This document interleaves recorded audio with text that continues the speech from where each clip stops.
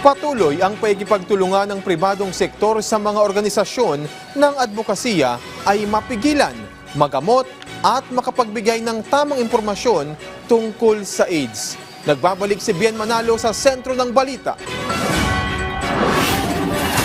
Lumagda sa isang kasunduan ang United States Agency for International Development o USAID at Ayala Healthcare Holdings Incorporated.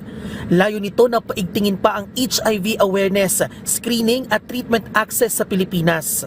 Susuportahan din ito ang community engagement at technical assistance sa mga Healthway Medical Network sa Pilipinas.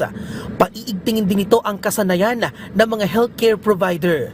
Palalawakin ang telehealth access sa pamamagitan ng Konsulta MD at patuloy na pakikipag-ugnayan sa mga partner at stakeholders sa paghahatid ng libreng HIV self-testing kits. Ang Pilipinas ang isa sa mga bansa sa Asia-Pacific region na may pinakamabilis na pagsipa ng kaso ng HIV. Dahil dito, mas pinaigting ng DOH ang information dissemination at enhanced treatment protocols laban sa nakamamatay na sakit.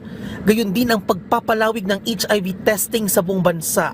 Kaya payo ng kagawaran, sundin ang ilang paalala para makaiwas sa HIV/AIDS. Bien Manalo para sa Pambansang TV sa Bagong Pilipinas.